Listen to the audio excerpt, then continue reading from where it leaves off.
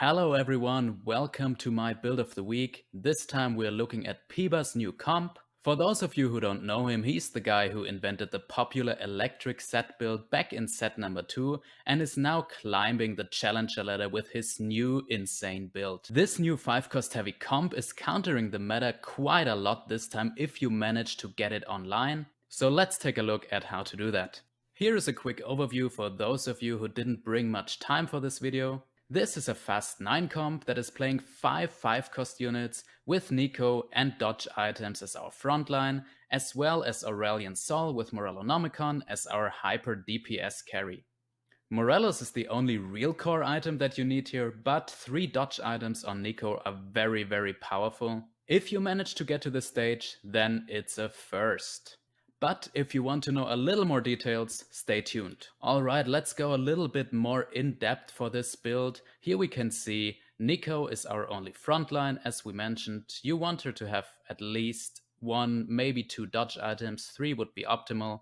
The reason we're building dodge items is because of the meta right now. We have Jhin and Shaco as our carries in the enemy team, so we basically just survive with dodge items on the front line. As mentioned before, Aurelion Sol here is our backline carry. His most desired item is Morellonomicon. It's a very strong item, he's very good at applying the dot to the enemy, so this is definitely an item you want to get. Our other DPS threats are Ekko and Fizz, our infiltrators.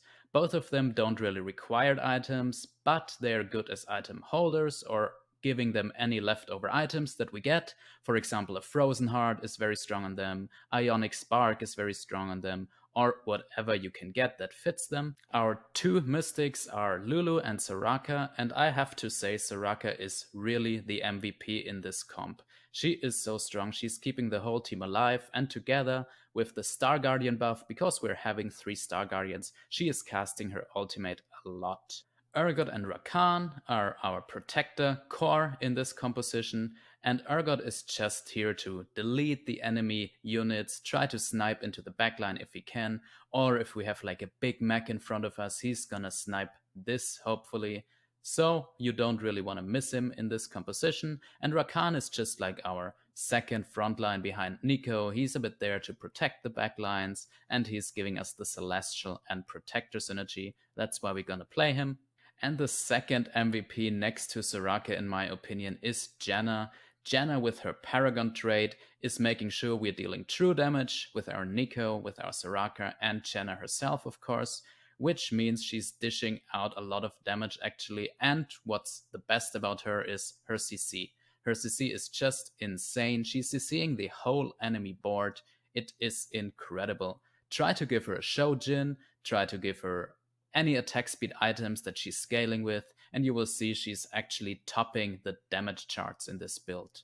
You see, we are playing a lot of legendary 5 cost units in this composition, which means we are actually required to go to level 9 for this composition. I will show you later how you can do that and how that's possible. For now, let's take a look at the items that you want to build for this comp. For the items, try to start with a belt or a crit glove. I heavily prefer the belt in the early game because it lets you either slam Morellonomicon or you can slam a Warmox, which is insanely strong in the early game and lets you start a win streak. The other option, if you can't get a belt, is the crit glove.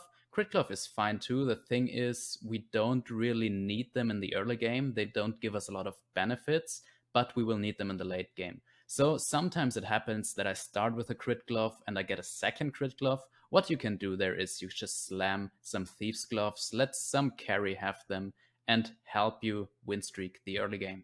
Other than that, we are free to do what we want with our items. As I mentioned before, this comp is so strong because it doesn't require any specific items, besides, in my opinion, Morellos. So what we do, we can slam nice slammable items like Ionic Spark, like Frozen Heart, or a Redemption. Whatever we get as compositions help us survive early and the mid game. If we happen to get a spatula, the best thing that can probably happen is that we get a protector spatula, because it just lets us give Aurelion Sol this particular spatula, and protector Asol is just strong. It's carrying you a long way. By the way, don't fall for the trap of building 6 protectors.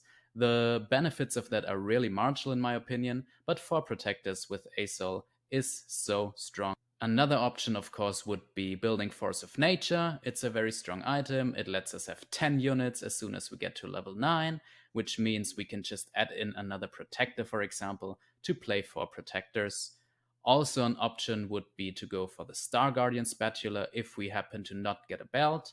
Star Guardian Spatula on Aurelion Sol is not really benefiting Asol himself, since he's not getting any mana from it, but he is distributing the mana to the other Star Guardians, which means Neeko and Soraka and Janna are casting a lot more often.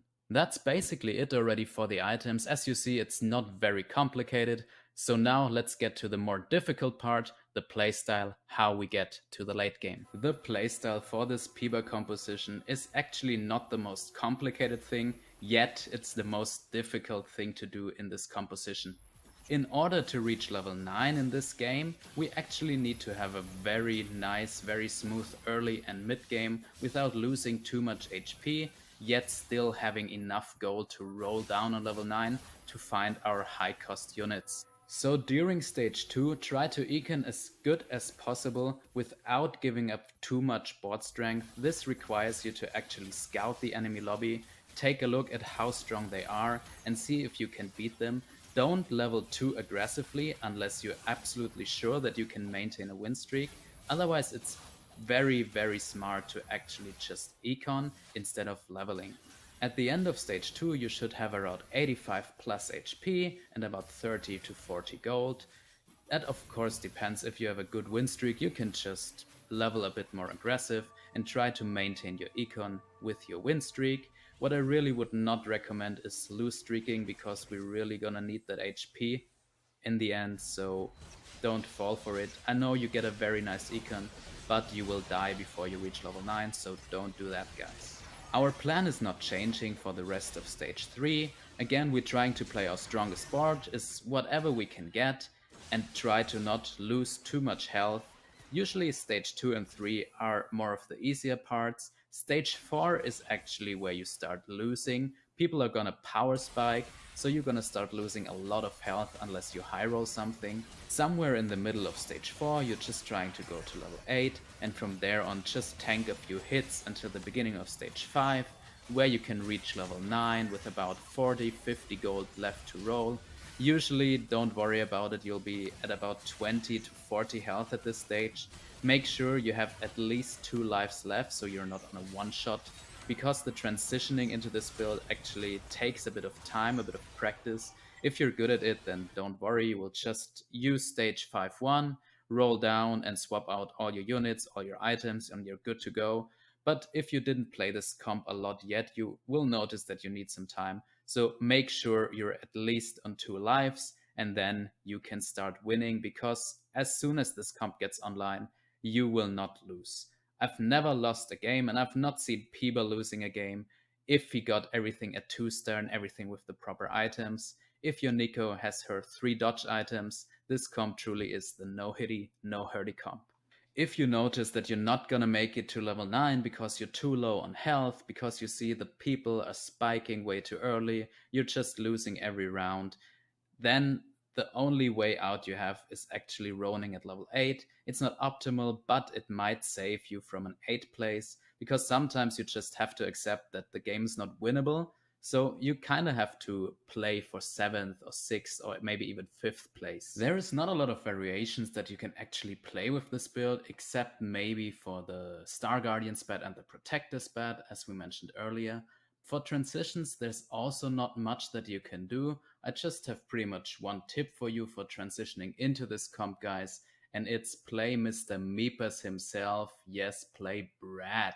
Braaad is a secret carry for this build, and he can carry you all the way to level 9. Some people say yes, you lose HP and trade it for experience. In my opinion, Braaad is a unit that also gives you things like Mystic, so you get a little bit of board strength, and you have someone to give your bows to and your Shojin, whatever you can get, a blue buff.